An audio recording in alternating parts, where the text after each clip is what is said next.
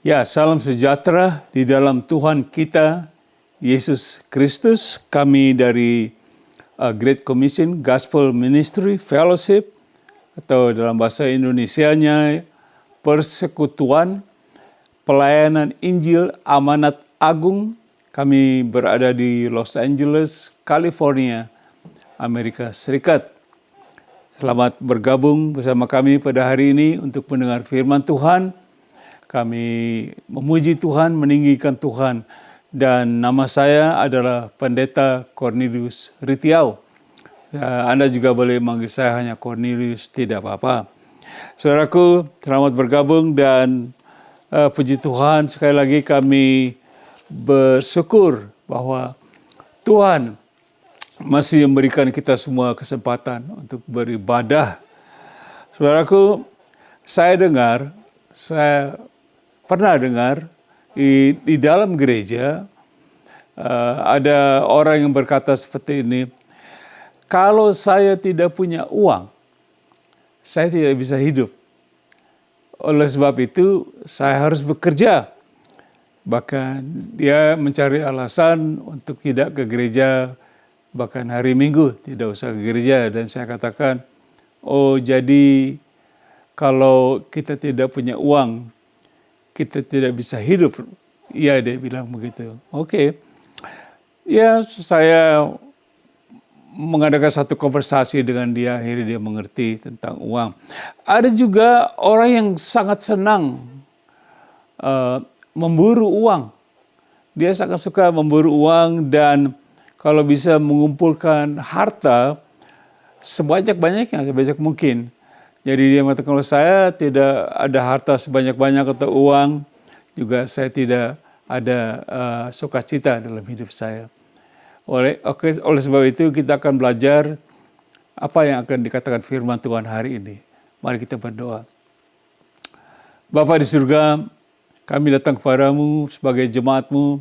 Kami ingin beribadah kepadamu hari ini. Ampuni segala dosa dan salah kami, supaya firman-Mu yang hidup ini boleh kami dengar dan simpan di dalam hati kami dan kami pakai dalam hidup kami. Tuhan, berkati hamba-Mu ini, penuhi dengan Roh Kudus-Mu, agar supaya Roh Kudus berbicara pada hari ini melalui mulut hamba-Mu ini. Di dalam nama Tuhan Yesus Kristus, hamba panjatkan doa ini. Kita semua katakan amin. Jadi saudara tahu judul yang saya pakai pada hari ini, saudara bisa lihat di screen, judulnya ada, yaitu uang dan harta, atau dalam bahasa Inggris money and treasure. Jadi saudara pikir kita akan bicara uang dan harta, ini baik. Saudara pikir ini baik supaya kita semua mengerti tentang ini. Jadi saya taruh note sebelum kita masuk ke dalam poin nomor 1, note-nya seperti ini. Ya, saya pelajari bahwa Tuhan Yesus tidak berbicara banyak tentang uang di Alkitab. Mungkin dia berbicara, tapi dia tidak banyak berbicara tentang uang. Tetapi orang-orang Kristen, termasuk saya, sering berdoa kepadanya untuk meminta uang. Dan tidak berdoa banyak untuk meminta kekuatan iman dan kuasa Roh Kudus untuk menjadi saksinya di dunia ini. Jadi kita lebih mementingkan kita minta uang daripada kita berdoa untuk punya kuasa dan iman kita supaya kita menjadi saksi Tuhan Yesus. Amin. Jadi saya akan pelajari hari ini, Tuhan taruh di hati saya untuk kita belajar apa itu uang dan harta menurut Alkitab. Jadi kita masuk ke poin nomor 1, yaitu judulnya pengaruh uang. Pengaruh apa? Uang. Influence of money. Jadi kita akan baca ayat Matius 26. Ayat 14 sampai 16 dikatakan, kemudian pergilah seorang dari ke-12 murid itu. Nah, kata-kata murid. Dia salah satu muridnya yang bernama Yudas Iskariot. Dia pergi kepada imam-imam kepala. Saya ingat juga imam-imam kepala. Jadi Yudas Iskariot dia datang kepada imam kepala. Dan imam kepala itu adalah ya seperti boleh katakan orang-orang tua-tua di saat zaman dulu dan Farisi. Ayat 15 ini yang Yudas katakan, Yudas berkata, apa yang hendak kamu berikan kepadaku supaya aku menyerahkan dia, Tuhan Yesus, kepada kamu.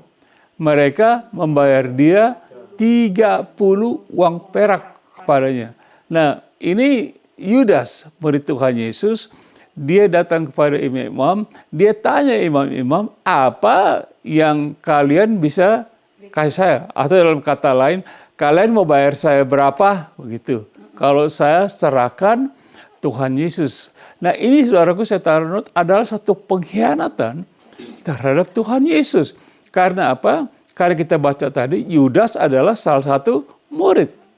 Sebagai murid Tuhan Yesus, dia datang kepada imam-imam dan dia bertanya berapa harganya Tuhan Yesus. Kamu bisa kasih. Ini luar biasa. Coba kita baca ayat 16-nya. Dikatakan, dan mulai saat itu, Yudas mencari kesempatan yang baik untuk menyerahkan atau menjual Yesus. Wow, ini murid yang mengatakan dia mau menjual Tuhan Yesus dan dia mencari kesempatan yang baik untuk menyerahkan Tuhan Yesus. Ini adalah satu, saya taruh niat jahat karena apa? Hawa nafsu uang. Niat ini jahat sekali. Jadi karena 30 keping perak, sekarang dia mau ambil keputusan cari kesempatan, 30 keping perak, bolehlah begitu. Bolehlah saya kasih Tuhan Yesus. Karena Yudas kenal sekali Tuhan Yesus. Mungkin orang-orang tidak begitu kenal yang mana nih. Ada 12 Tuhan Yesus 13 kesaru ya begitu ya. Tapi Yudas kenal. Coba kita lihat note, saya taruh note sebelah. Di sini kita pelajari bagaimana Yudas Iskariot, sekalipun ia seorang murid Tuhan Yesus, tetapi ia dapat dipengaruhi atau dimotivasikan oleh uang untuk menyerahkan atau menjual Tuhan Yesus seharga 30 uang perak. Ini murid Tuhan Yesus. Begitu dipengaruhi dengan 30 keping perak sehingga Yudas berniat jahat. Berniat jahat. Coba kita baca note terusnya saya taruh. Dan Anda tahu mengapa Yudas Iskariot tega-teganya, betul nggak? Tega nggak? Tega-teganya menjual Tuhan Yesus, Tuhannya sendiri, kepada para pemimpin agama Yahudi. Kenapa Yudas tega? Karena Yudas sangat cinta uang. Dan akibatnya dia berbuat jahat terhadap Tuhan Yesus. Saudaraku, kalau boleh saya sampaikan, gara-gara uang, gara-gara kita juga bisa menjahati Tuhan Yesus. Kita bisa meninggalkan ibadah, kita meninggalkan pelayanan. Oleh sebab itu gara-gara uang, saudaraku. Itulah apa yang bisa dilakukan oleh uang terhadap kita, orang-orang percaya. Nah, kita berbicara soal uang. Nanti ada harta. Coba kita lihat poin nomor 2. Yudas, dia karena uang menjadi hati yang jahat. Karena dia cinta uang. Nah, sekarang poin nomor 2, kita akan berbicara tentang cinta uang atau love of money, bahasa Inggris. Nah, 1 Timotius 6 ayat 10, kita lihat ayatnya berkata, karena akar, katakan akar. Karena akar segala, katakan segala. Karena akar segala kejahatan ialah cinta uang. Sebab oleh memburu uanglah beberapa orang telah menyimpang dari iman dan menyiksa, katakan menyiksa dirinya dengan berbagai bagi dua firman Tuhan. Firman Tuhan tidak salah, saudara. Dituliskan ini, Rasul Paulus menulis kepada Timotius, kamu mau tahu akar kejahatan? Cinta uang. Coba saya taruh note di next note-nya. Jikalau kita memiliki uang, itu tidak ada salahnya. Betul? Tetapi kalau kita cinta uang, itu bisa membuat masalah yang sangat besar dalam hidup kekristenan kita. Jangan lupa kalau kita diajarkan oleh firman Tuhan untuk apa? Mencintai Tuhan Yesus lebih dari segalanya. Amin. Coba notice saudara lihat lagi nextnya dikatakan, kalau kita bekerja sehari-hari untuk mendapat uang sebagai upah, itu ada sudah lumrah, ya tidak? Sudah biasa kita bekerja dan kita akan digaji dapat upah. Tetapi kalau kita memburu uang atau kita memiliki hawa nafsu untuk mendapatkan uang dan kalau bisa sebanyak-banyaknya, maka itu akan menyiksa diri kita dengan bermacam-macam duka. Amin. Tadi firman Tuhan sudah jelaskan. Nah, saya hanya menyampaikan. Ini loh kalau kita memburu uang akibatnya. Atau cinta uang, kita bisa menjadi jahat. Bahkan kita bisa menjual, berkhianat terhadap Tuhan Yesus. Sebab saya taruh note nextnya. Sudah pasti kita akan menyimpang dari iman kalau kita memburu uang. Dan akibatnya, apa akibatnya? Tanpa iman, kita hidup tidak berkenan kepada Allah, firman Tuhan. Dan segala sesuatu yang tidak berdasarkan iman adalah dosa. Betul, saudara bisa baca sendiri Roma 14 ayat 23b. Itu kalau kita memburu uang, kita menyimpang dari iman dan kita hidup tanpa iman. Bayangkan saudaraku, kita menjadi orang Kristen, hidup tidak berkenan kepada Allah. Karena kita tidak menyembah atau datang dengan iman. Saya sering katakan dalam kunjungan kemana-mana kalau diundang, saudara tahu kalau tanpa iman kita tidak berkenan, percuma kita beribadah, betul? Tuhan tidak berkenan kepada Tuhan, bilang percuma kita beribadah. Jika kita melakukan segala suatu pelayanan sebagainya. Coba kita lihat poin nomor 3. Harta rohani. Spiritual treasure. Nah, saudara berpikir, wah ini enak kita akan berbicara soal harta ini. Tadi kita berbicara soal uang. Jangan lupa judul dari firman Tuhan hari ini yaitu uang dan harta. Nah, sekarang kita berbicara soal harta. Kok saya mau dong punya harta gitu. Saya sudah orang tentu kita manusia ya, kita ingin mempunyai harta. Kelihatannya uang dan harta itu berkaitan gitu, ya tidak? Kayaknya uang dan harta itu bergandengan tangan lah begitu. Ada uang, ada harta. Amin. Jadi kita akan lihat note, saya taruh note di sini sebelum kita melihat ayatnya. Salah satu harta yang sangat berharga di dalam hidup kita, orang-orang Kristen, yaitu harta Injil. Atau harta rohani. Yang mana kita bawa kemana saja kita pergi sebagai saksi Tuhan Yesus Kristus. Nah, saudara berpikir Pak Ridya kok jadi ngomongin harta kok Injil gitu ya. Harta rohani. Kok Pak Ridya nggak bicara soal kita harta dunia atau supaya kita kaya dan sebagainya. Betul. Tapi saya membicarakan ada juga disebut harta Injil atau rohani. Sebagai contoh kita baca 2 Timotius 1 ayat 12 dan 14. Next. Dikatakan, ini Rasul Paulus menulis surat kepada Timotius. Timotius seorang hamba Tuhan yang tahu juga sebagai bishop juga, punya gereja banyak. Itulah sebabnya aku, Paulus berkata, menderita. Wow, semuanya ini. Tetapi aku tidak malu. Karena aku tahu kepada siapa aku percaya. Dan aku yakin dia berkuasa memelihara apa yang telah dipercayakannya kepadaku hingga pada hari Tuhan. Katakan, dipercayakan. Nah ini Rasul Paulus berkata, aku percaya Tuhan. Saudara tahu, Rasul Paulus tidak punya harta banyak, saudaraku. Dia bilang, lihat, dengar, aku mau kasih tahu kamu. Coba kita baca ayat 14. Ini yang dia kasih tahu Timotius. Ayat 14-nya. Pelihara apa?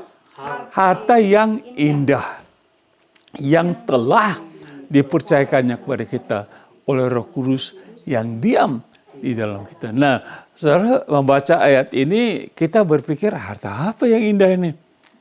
Ada Roh Kudus lah. Emang Roh Kudus ngasih barang-barang apa segala kita? Ya tidak. Katakan ya telah dikatakan oleh dipercayakan kepada kita oleh Roh Kudus yang diam di dalam kita. Nah, ini berarti bukan barang-barang. Gitu.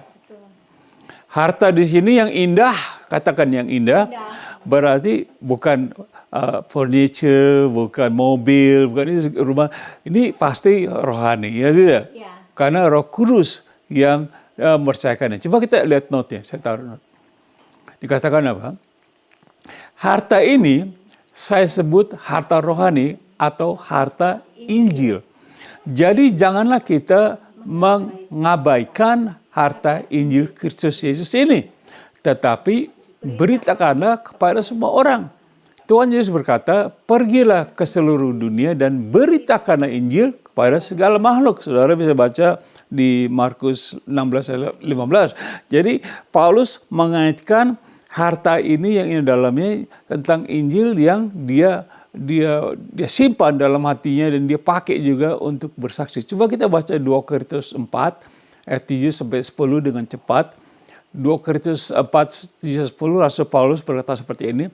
Tetapi harta atau Injil ini kami punyai dalam bejana tanah liat, yaitu tubuh, bejana tanah tubuh kita, supaya nyata bahwa kekuatan yang melimpah-limpah itu berasal dari Allah, bukan dari diri kami. Nah, Paulus berbicara harta, tapi dia berkatakan kekuatan melimpah-limpah. Berarti ini harta rohani. Ya tidak? Dia tidak membicarakan harta rumah tangga. Coba kita baca ayat 10, selanjutnya 8. Next slide. Dalam segala hal kami ditindas, namun tidak terjepit. Kami habis akal, namun tidak putus asa. Nah, ini soal harta yang dia disimpan dalam hidupnya. Ayat 9, dia katakan, kami dianiaya, namun tidak tinggalkan sendirian. Kami dihempaskan, namun tidak binasa. Ayat 10, kami senantiasa membawa kematian Yesus di dalam tubuh kami, supaya kehidupan Yesus juga menjadi nyata di dalam tubuh kami. Nah, ini Paulus benar-benar menderita karena harta Injil dalam hidupnya. Amin. Karena dia mempunyai harta, dia mengatakan harta ini aku diberi kuasa melimpah. Dan ternyata dia pakai kuasanya dalam penderitaannya juga. Dan dalam penderitaannya dikatakan, aku ada harta. Aku dikasihi, dipercayakan kepadaku. Amin. Jadi karena ini dipercayakan harta ini oleh aku dan aku pakai, aku beritakan ini walaupun aku menderita. Bagaimana dengan kita, saudara, orang Kristen? Kita suka pengajaran Paulus, tapi yang begini-begini kayaknya kita kurang. Aku nggak mau menderita, aku menjadi orang Kristen yang berbahagia, begitu ya. Betul, kita berbahagia. Tapi ada satu pihak, dalam sisi lain kita hidup sebagai orang Kristen, kita ingin kaya harta, inilah firman Tuhan mengajarkan. Kita coba ke poin terakhir, poin nomor 4, next, yaitu kumpulkan harta di sorga. Kumpulkan apa? Harta di surga. Lay up treasures in heaven. Nah, jadi kita melihat, wah lama-lama nih Pak Aditya berbicara soal harta yang dikumpulkan di surga. Sudah barang tentu ini bukan duniawi. Ini harta yang bersifat rohani. Coba kita bacakan, saya taruh note di sini sebelum kita masuk itu ayatnya. Kalau kita mendapatkan uang dan harta duniawi saja, semuanya akan lenyap atau tidak kita nikmati setelah kita meninggal dunia. Betul? Jadi kalau kita punya harta, kita kaya banyak-banyak, tapi waktu kita meninggal dunia, kita nggak nikmat, tinggal. Selesai. Harta duniawi selesai.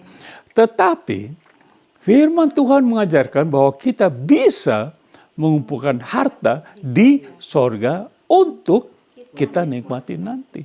Jadi sangat sayang kalau kita habiskan waktu hanya untuk mengumpulkan apa? harta dunia saja. Ya kita orang Kristen juga saya lihat banyak orang setengah mati, bekerja setengah mati, pokoknya habis-habisan lah gitu deh. Mau mengumpulkan harta duniawi. Di rumah mau penuh harta. Tapi ternyata ada juga mengumpulkan harta di surga. Coba kita baca Matius 6 ayat 20a, Tuhan Yesus bilang apa? 20a saya 6. Tuhan Yesus berkata, tetapi kumpulkanlah bagimu harta di mana? Di surga. Nah, ya mungkin kita bertanya kan, saya taruh harta semacam apa yang dapat kita kumpulkan di surga?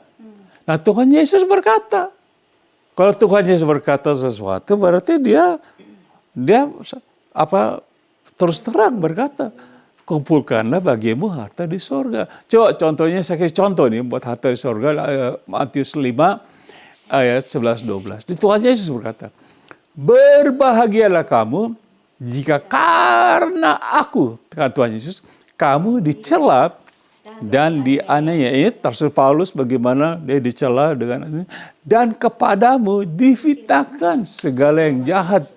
Tuhan Yesus katakan berbahagialah saudara pada difitnah. Lagi melayani dicela, dianiaya, difitnah. Nah, Tuhan Yesus yang berkata, terjadi dengan Rasul Paulus. Ayat yang ke-12 kita baca seperti ini. Bersukacitalah dan bergembiralah. Karena apa? Upahmu artinya taruh juga apa? Harta, iya kan? Kita tahu ini sebagai jadi harta kita. Hartamu besar di mana? Di sorga. Sebab demikian juga telah dianiaya nabi-nabi yang sebelum kami. Upah menjadi harta kita di surga. Betul? Kalau saudara dapat gaji, dapat uang, ya jadi harta. Demikian juga kita dikatakan oleh Tuhan Yesus sendiri berkata, besar apa? Upahmu di surga. Ada amin? Tepuk tangan dong buat ini. Jadi saudara mau bersukacita, bergembira, atau mau sedih karena melayani Tuhan Yesus? Melayani Tuhan Yesus nggak selalu gitu kita menghadapi hal-hal yang enak, saudaraku. Paulus kita contoh disiksa, kita seringkali juga menderita. Kita kadang nggak punya harta banyak ya Tuhan. Tapi kita bersukacita dan bergembira. Ada amin? Amin. Coba kita baca Ibrani 10, 34 sampai 36. Hebrew 10, 34 sampai 36. Memang kamu telah turut mengambil bagian dalam penderitaan orang-orang hukuman. Dan ketika harta kamu dirampas, kamu menerima hal itu dengan sukacita. Ini seorang yang menulis buku Ibrani, kita tidak tahu siapa ya, tapi ditulis kepada orang Israel. Dan sebab kamu tahu bahwa kamu memiliki apa? Harta yang lebih baik dan yang menetap sifatnya. Artinya harta yang nggak bisa diganggu. Tuhan Yesus katakan simpan harta kita di surga, nggak bisa diganggu. Tidak ngengat, tidak apa semua, tidak bisa diganggu. Karena sifatnya dia menetap, tidak berubah. Coba ayat 35 kita baca. Sebab itu janganlah kamu melepaskan kepercayaanmu karena besar upah. Karena apa? Besar upah, yaitu apa? Harta yang menantinya di mana? Surga. Amin. Tuhan Yesus mengatakan ini dan buku Ibrani mengatakan ini. Dua orang sepakat, berarti benar terjadi. Coba kita lihat ayat 36 katakan apa? Sebab kamu memerlukan ketekunan supaya sesudah kamu melakukan kehendak Allah, kamu apa? Kamu apa? Memperoleh apa yang dijanjikan itu. Apa yang dijanjikan? Yaitu harta tadi, upah tadi di surga. Amin. Jadi saudaraku, jadi sampai sini saya pikir kita lebih giat melayani Tuhan Yesus. Amin. Jangan cuma minta-minta aja. Karena lebih besar memberi itu daripada meminta. Firman Tuhan ajarkan.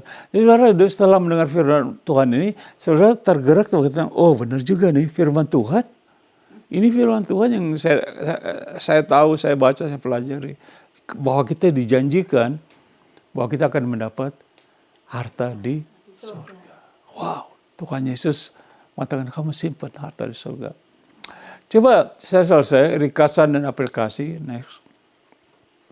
Jadi ringkasan tentang uang dan harta. Tadi kita sudah belajar satu, pengaruh uang, influence of money. Yaitu kita lihat contoh Yudas Iskariot menyerahkan Tuhan Yesus karena uang. Betul? Itu karena uang, murid Tuhan Yesus diserahkan Tuhan Yesus. Nomor dua tadi cinta uang, love of money. Akar segala kejahatan ialah cinta uang. Ini akarnya. Saudara jatuh cinta dengan uang, ya begitulah. Jadi akar love of money is the root of all evil gitu ya.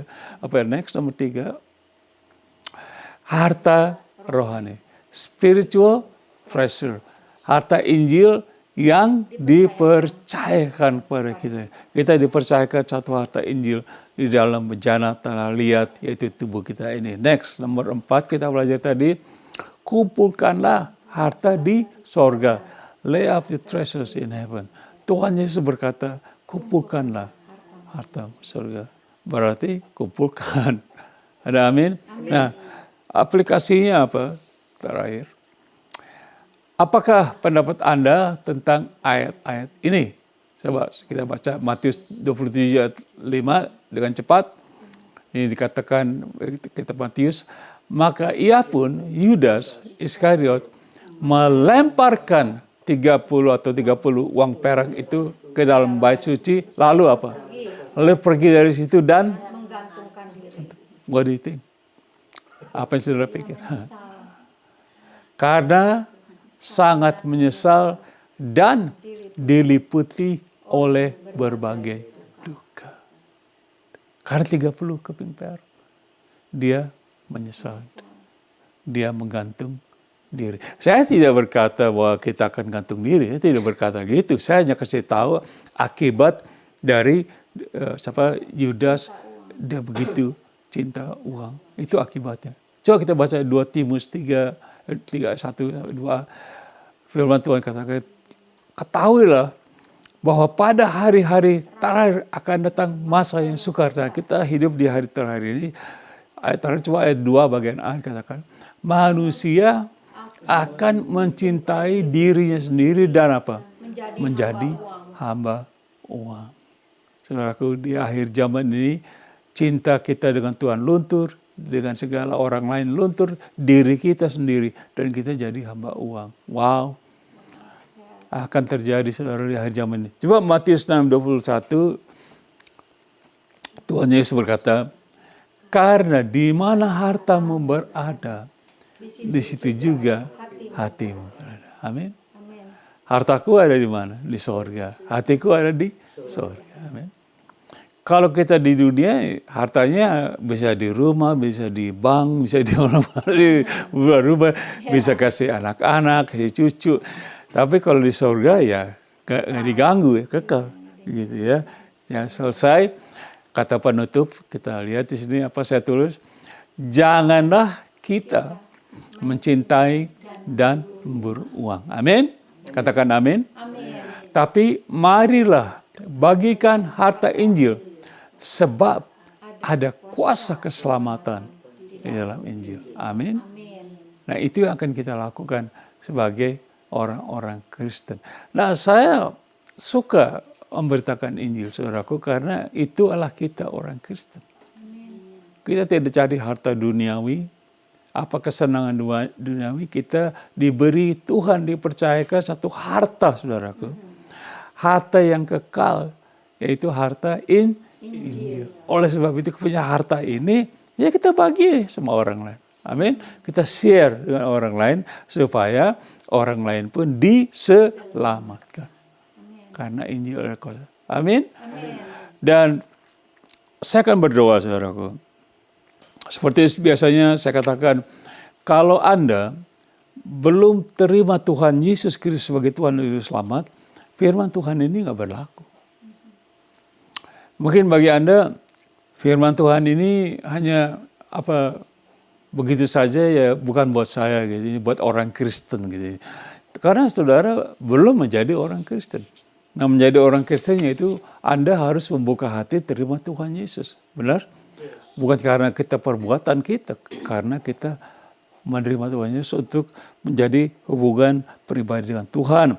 Oleh sebab itu saya akan berdoa. Doa ini kalau Anda belum pernah menjadi orang Kristen atau menerima Tuhan Yesus, kita berdoa bersama-sama.